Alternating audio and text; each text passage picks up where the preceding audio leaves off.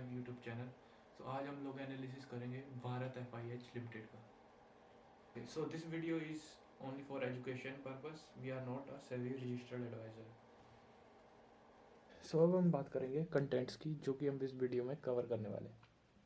सबसे पहले कवर करेंगे हम ओवरव्यू ऑफ कंपनी, फिर EMS overview, EMS versus ODM, their value chain, their business operations, business segments, R&D initiatives, उनके human resource, revenue breakup, P&L statement, and last में हम cover करेंगे उसके पॉजिटिव्स एंड नेगेटिव्स। अब बात करते हैं ओवरव्यू ऑफ कंपनी की। भारत FIH एक लीडिंग EMS सर्विस प्रोवाइडर है जो कि OEMs के लिए सर्विस प्रोवाइड कराता है, जैसे कि component manufacturing, sourcing, assembling and logistic services as well as after sale services. अब बात करते हैं कि EMS कंपनी करती क्या है। बेसिकली जितने भी हमारे इलेक्ट्रॉनिक्स डिवाइसेस होते हैं, जैसे कि कैमरा, फ़ोन, लैपटॉप, तो उनके वेरियस पार्ट को असेंबल करके फाइनल प्रोडक्ट OEMs को डिलीवर करती है। यही मेन काम होता है EMS कंपनी का। इस वीडियो में दो टर्म्स सबसे ज़्यादा यूज होंगी, OEM and EMS। OEM original equipment manufacture वो होता है जो कि अपने प्रोडक्ट्स को इन हाउस R&D करके डेवलप और डिज़ाइन कर रहा है, और EMS वो कंपनीज होती है जो कि उस प्रोडक्ट का बैक एंड ऑपरेशन, जैसे कि पार्ट्स को सोर्स करना थर्ड पार्टी से और फिर उसे असेंबल करके OEM को डिलीवर करना, ये सारी सर्विसेज EMS कंपनी के द्वारा प्रोवाइड की जाती है। तो 5 फंक्शनलिटी होती है EMS की: contract manufacture and sourcing, product design and development, logistics, manufacturing and after sales. We will discuss each and everything in this video. अब बात करते हैं वैल्यू चेन की। तो आप स्क्रीन पे देख सकते हैं कि EMS और ODM में वैल्यू चेन में डिफरेंस है, जहाँ पे EMS कंपनीज सिर्फ कंपोनेंट को सोर्स, मैन्युफैक्चर और लॉजिस्टिक की सर्विसेज प्रोवाइड कराती हैं, whereas ODM companies product design और development as well as after sale services वगैरह भी सर्विसेज प्रोवाइड कराती है एज कम्पेयर टू EMS।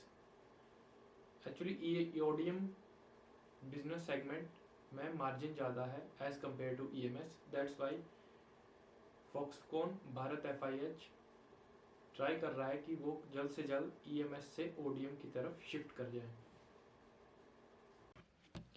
अब बात करते हैं EMS वर्सेस ODM की। EMS हेल्प करता है क्विक प्रोडक्शन टाइम में, they can save huge amount of capital cost for their OEMs, better economic of scale provide कराता है EMS कंपनी OEMs के लिए। EMS कंपनी के पास IP राइट्स नहीं होते हैं प्रोडक्ट के, वो जनरली OEM के पास रहते हैं। उनके पास लेस एक्सपर्टीज रहता है प्रोडक्ट को डिज़ाइन और डेवलप करने का। OEMs can easily move from one EMS to other EMS because EMS के पास उस प्रोडक्ट के IP राइट्स नहीं होते हैं। फिर हम बात करते हैं ODMs की। ODM के पास हमेशा उनके प्रोडक्ट्स के डिज़ाइन और डेवलपमेंट के IP राइट्स रहते हैं। ODM can easily scale their clients, क्योंकि प्रोडक्ट उनके पास प्रोडक्ट के डिज़ाइन और डेवलपमेंट के IP राइट्स रहते हैं। So in order to scale the OEM customers they can easily perform this activity. Product की जो डेवलपमेंट कॉस्ट है वो आई नहीं होती है, और OEMs के लिए it's kind of difficult to switch from one ODM player to other ODM player. अब बात करते हैं बिजनेस ऑपरेशंस की।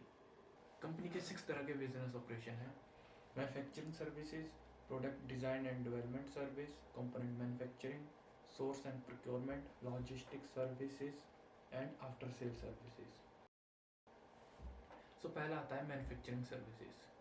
सो in manufacturing services company provide कराती है डिफरेंट मॉड्यूल्स और सिस्टम्स की मैन्युफैक्चरिंग और असेंबलिंग, जिसमें मेनली आता है dashboards, head units, vehicle control units, battery management system और truly wireless stereos and headsets for their OEM customers. So manufacturing में दो चीज़ें आती हैं मेनली: PCB असेंबलिंग और फिर बाद में PCB assembling and testing.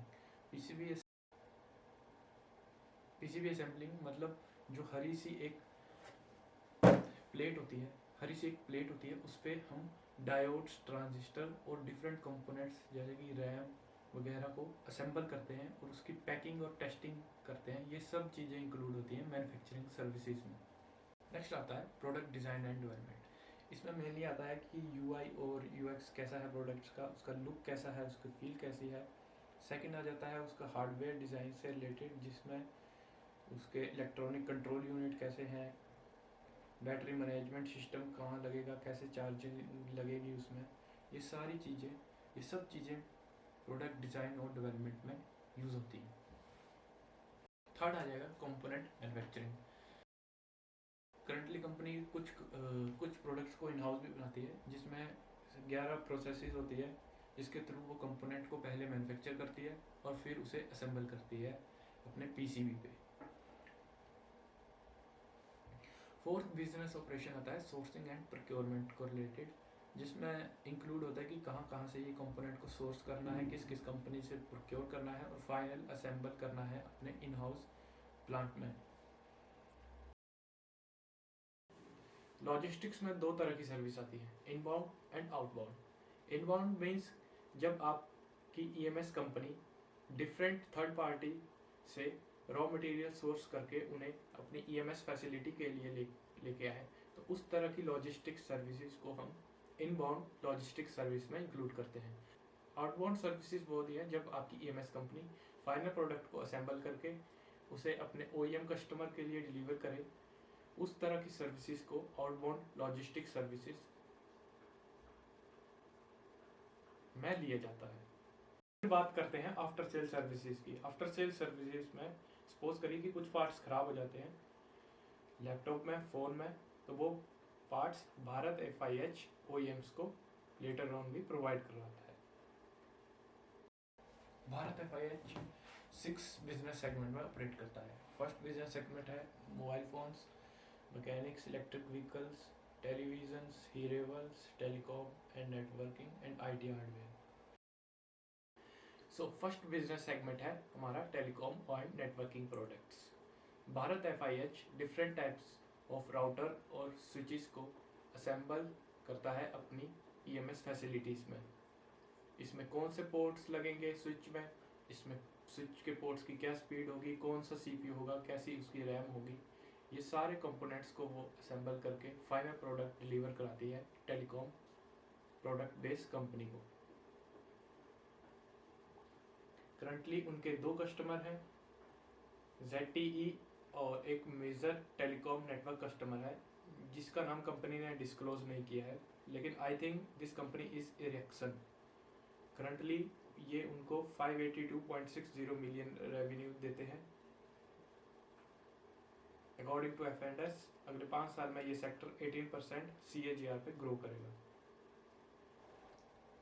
Second आता है हीरेवल्स। हीरेवल्स में इनके कस्टमर हैं बोट इंडिया प्राइवेट लिमिटेड, जिनके लिए फाइनल असेंबली प्रोवाइड करते हैं जो बोट के वायरलेस हेडफोन्स हैं। करंटली अकॉर्डिंग टू FAS ये इंडस्ट्री 25% कैगर पे ग्रो करने वाली है। थर्ड बिजनेस सेगमेंट है टेलीविज़न का, जिसमें ये असेंबलिंग सर्विस प्रोवाइड कराते हैं LG, सैमसंग, सोनी और Xiaomi के लिए। अकॉर्डिंग टू F&S अगले 5 सालों के लिए ये इंडस्ट्री 12% पे ग्रो करेगी। नेक्स्ट सेगमेंट है ईवी के रिलेटेड। भारत एफआईएच को अच्छा खासा एक्सपीरियंस है इस सेगमेंट में। फिर चाहे आपको मैप्स की सर्विस चाहिए हो, चाहे आपको एंड्रॉयड ऑटो चाहिए हो उस ईवी में, इस सारी सर्विसेज के लिए भारत एफआईएच को एक्सपीरियंस है इम्प्लीमेंट करने के लिए ईवीज में। करंटली इनके कस्टमर्स हैं Ather Energy, Okinawa, Ampere and Hero Electric. ये कंपनी को 12.92 रुपीज़ मिलियन का रेवेन्यू जनरेट कराती है एंड अकॉर्डिंग टू FAS ये सेक्टर नेक्स्ट 5 ईयर्स में 76% पे ग्रो करेगा। अगला सेगमेंट है मैकेनिक्स का। मैकेनिक्स में वो सर्विसेज प्रोवाइड करते हैं HMD के लिए। HMD जो कि फीचर फोन्स बनाती है, जो कि अगर आप आसान भाषा में समझें तो बटन वाले फ़ोन्स, इसके लिए भारत एफआईएच असेंबली प्रोवाइड कराती है। अकॉर्डिंग टू F&S अगले 5 साल में ये सेक्टर 12% पे ग्रो करेगा। नेक्स्ट सेगमेंट है मोबाइल से रिलेटेड। भारत FIH के मेनली 3 कस्टमर्स हैं इस सेगमेंट में, Xiaomi, HMD and Neolink। Xiaomi से इन्हें 94.4% का रेवेन्यू आता है and 5% of revenue came from HMD mobile और rest of the revenue come from Neolink जो कि जियो फोन की असेंबली है। अकॉर्डिंग टू F&S अगले 5 साल में ये इंडस्ट्री 11% पे ग्रो करेगी। नेक्स्ट सेगमेंट आता है IT हार्डवेयर का। IT हार्डवेयर में भी भारत FIH एक अपनी EMS सर्विस प्रोवाइड करता है, लेकिन करंटली इनका इस सेगमेंट में कोई भी कस्टमर नहीं है। अकॉर्डिंग टू F&S ये इंडस्ट्री 7% पे ग्रो करेगी नेक्स्ट 5 ईयर्स के लिए। The company has 2 R&D segments. One is in Bangalore, second one is in IIT Madras. Bangalore R&D centre में 10 इंजीनियर हैं जो कि इंडिया फोकस टेस्टिंग करते हैं लाइव नेटवर्क कंडीशंस में, कंज्यूमर ट्रायल्स करते हैं एंड एनालिसिस करते हैं उनकी, और इन मार्केट क्वालिटी मैनेजमेंट करते हैं डिफरेंट प्रोडक्ट्स की। और जो सेकेंड R&D सेंटर जो IIT मद्रास में है, वहाँ पे ये product design, specification, finalisation, tooling और मॉडलिंग डेवलपमेंट करते हैं। करंटली इनके पास 23 R&D इंजीनियर्स हैं और कंपनी का प्लान है कि इसे 150 तक ले जाएंगे। नेक्स्ट सेगमेंट एक इम्पॉर्टेंट सेगमेंट है, ये ह्यूमन रिसोर्स से रिलेटेड है। सो करंटली इनके पास 3470 एम्प्लॉयज़ हैं जो कि फुल टाइम एम्प्लॉयज़ हैं, लेकिन इनके पास 25,000 कॉन्ट्रैक्ट वर्कर्स भी हैं जिसमें 85% वुमेन एम्प्लॉयज़ हैं। So I think India needs more company like this जो कि इतने वास्ट स्केल में हमें एम्प्लॉयमेंट प्रोवाइड कराएं। नेक्स्ट सेगमेंट है revenue breakup segment. Bharat FIH mainly अभी मोबाइल फ़ोन सेगमेंट्स पे ज़्यादा रिलाई करती है। तो Xiaomi से इन्हें 94% रेवेन्यू आता है, HMD मोबाइल से 5% रेवेन्यू आता है। एक मेजर टेलीकॉम कंपनी है जिससे इन्हें 582 मिलियन रुपीज़ का रेवेन्यू आता है, बोट कंपनी से 24 मिलियन, VU कंपनी से जिसको ये टीवी असेंबलिंग सर्विसेज प्रोवाइड कराते हैं वहाँ से 180 मिलियन, नियोनलेक्स से 45 मिलियन, एथर एनर्जी जो कि इलेक्ट्रिक व्हीकल सेगमेंट में है जिससे इन्हें 11.46 मिलियन रेवेन्यू जनरेट होता है, और ओला इलेक्ट्रिक से 1.46 मिलियन का रेवेन्यू जनरेट होता है। ZT से इन्होंने डिस्क्लोज नहीं किया है। सेगमेंट है प्रॉफिट एंड लॉस से रिलेटेड। लास्ट 2 इयर्स में ये कंपनी प्रॉफिट में थी, अगर आप देख सकते हैं तो 2019 में इसे लॉस था 2113 मिलियन रुपीज़ का। फिर कंपनी 2020 में 4733 मिलियंस का प्रॉफिट था। फिर 2021 में 1965 मिलियन रुपीज़ का इसे प्रॉफिट था। 2021 में रेवेन्यू और प्रॉफिट डिक्रीज हुआ है कोविड की वजह से, एज वेल एज का मेन कस्टमर है Xiaomi, उन्होंने भी अपनी EMS सर्विस को डाइवर्सिफाई किया है डिफरेंट कंपनी के साथ। नेक्स्ट सेगमेंट है कि कंपनी का क्या क्या पॉजिटिव्स हैं। सो करंटली अगर आप देख सकते हैं कि इसका मार्केट शेयर भारत FIH का 14.8% है इंडियन मार्केट में, जो कि one of the largest company है EMS सर्विस प्रोवाइड कराने के लिए। नेक्स्ट कंपनी आती है आपकी फ्लेक्सट्रॉनिक्स और डिक्सॉन जो कि 6.3% और 6.0% का रेवेन्यू जनरेट करती है as compare to other company. Next positive है फेलियर रेट। फेलियर रेट जो है कंपनी का करंटली 0.3% है। मीन्स कि अगर आप 1000 फ़ोन की असेंबली करते हैं तो उसमें से सिर्फ 3 फ़ोन हैं जो कि डिफ़ॉल्टेड निकलते हैं। नेक्स्ट पॉजिटिव आता है large scale high quality and state of art manufacturing and assembly capabilities.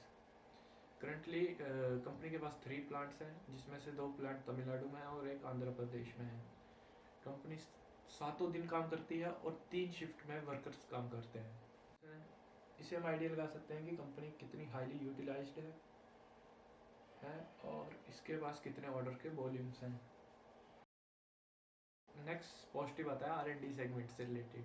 So currently इनका प्लान है कि एक 4G फोन्स के लिए ये प्रोडक्ट डिज़ाइन और डेवलपमेंट कराए, जिससे इनकी ODM कैपेबिलिटीज और इंक्रीज हो जाए। और इनका प्लान है recent R&D automatic guided vehicles के लिए और 3D प्रिंटर्स के लिए भी। नेक्स्ट पॉजिटिव है कि कंपनी के पास एक स्टेबल वर्किंग साइकिल है और कंपनी के पास कोई भी एक्सटर्नल डेट नहीं है, क्योंकि कंपनी का जो प्रमोटर है वो भी एक कैश रिच है। मैं बात कर रहा हूँ फॉक्सकॉन टेक्नोलॉजी ग्रुप की, जो कि ताइवान बेस्ड कंपनी है। नेक्स्ट पॉजिटिव है कि जो कंपनी के मेन प्रमोटर्स हैं फॉक्सकॉन टेक्नोलॉजी ग्रुप, जो कि ताइवान में है, उनके मेनली कस्टमर्स हैं एप्पल, सिस्को, डेल और लिनोवो, माइक्रोसॉफ्ट। तो जिससे पता चलता है कि ये कंपनी का एक्सपीरियंस काफ़ी है। और ग्लोबली फॉक्सकॉन एक लीडिंग EMS सर्विस प्रोवाइडर है। नेक्स्ट पॉजिटिव आता है PLI से रिलेटेड। हम सभी को पता है कि PLI स्कीम, जो कि गवर्नमेंट ऑफ इंडिया ने रिसेंटली अनाउंस की है रिलेटेड टू सेमीकंडक्टर इंडस्ट्री, जिससे भी इस कंपनी को काफ़ी फ़ायदा होने वाला है in recent years.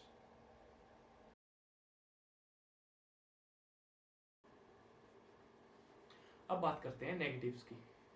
So first negative इसमें है over dependence on Xiaomi India private limited.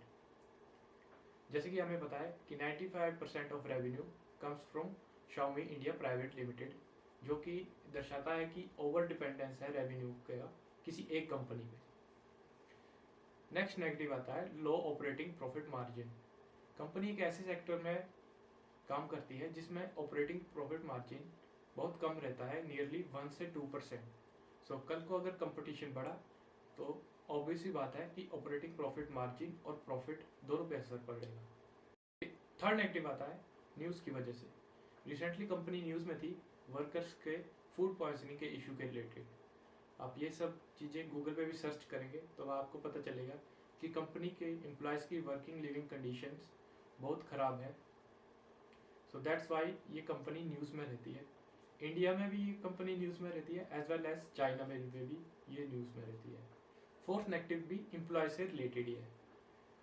Company पहले भी चाइना में न्यूज़ में थी जब इन्होंने अपने कैंपस में सुसाइडल नेट्स इंस्टॉल किए, क्योंकि वहाँ के काफ़ी वर्कर्स ने सुसाइड कर लिया था बिल्डिंग से जंप करते। Please like this video to make the YouTube algorithm happy and subscribe to stock hype YouTube channel. Thank you so much.